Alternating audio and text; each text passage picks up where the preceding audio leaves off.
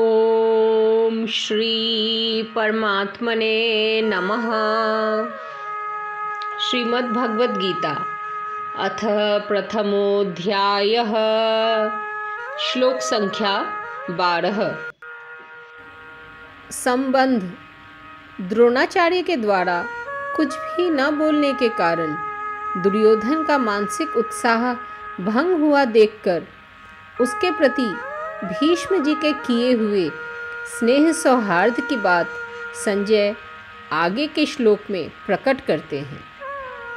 तस्य संजनयन् हर्षं कुरुवृद्ध पितामह सिंहनादं विनद्योच्चैः शंखं दद्मौ प्रतापवान।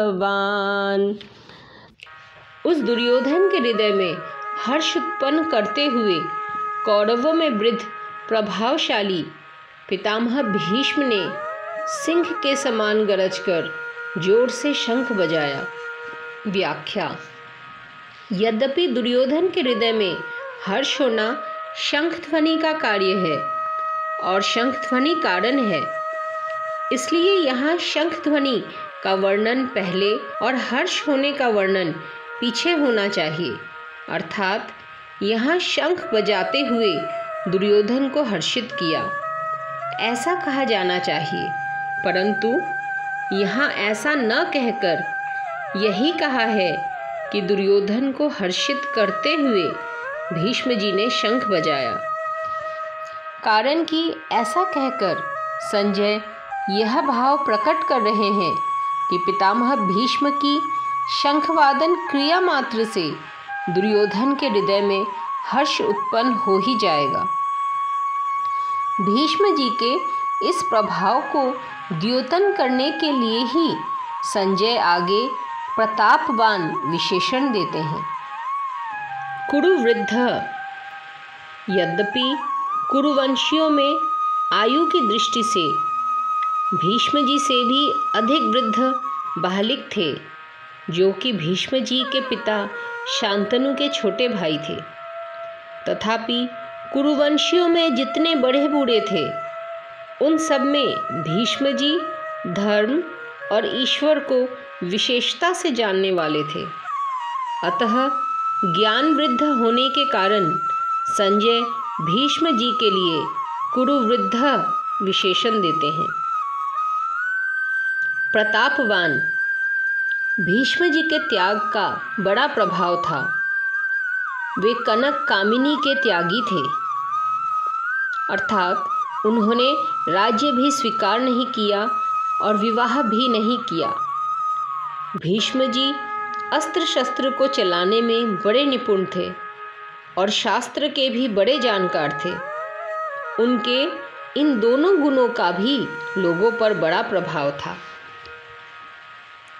जब अकेले भीष्म अपने भाई विचित्रवीर्य के लिए काशीराज की कन्याओं को स्वयंवर से हरकर ला रहे थे, तब वहां स्वयंवर के लिए इकट्ठे हुए सब क्षत्रिय उन पर टूट पड़े, परंतु अकेले भीष्म जी ने उन सबको हरा दिया।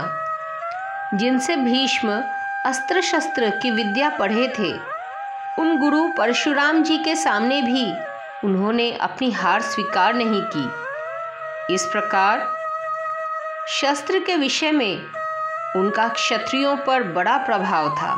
जब भीष्म शरशैया पर सोए थे, तब भगवान श्री कृष्ण ने धर्मराज से कहा था, आपको धर्म के विषय में कोई शंका हो तो भीष्म जी से पूछ लें, क्योंकि शास्त्र ज्ञान का सूर्य अस्ताचल को जा रहा है, अर्थात भीष्म जी इस लोक से जा रहे हैं।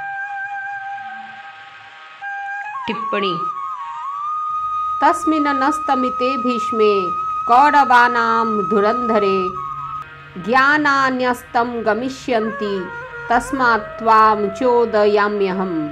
महाभारत शांति पर्व 46 का 23। इस प्रकार शास्त्र के विषय में उनका दूसरों पर बड़ा प्रभाव था।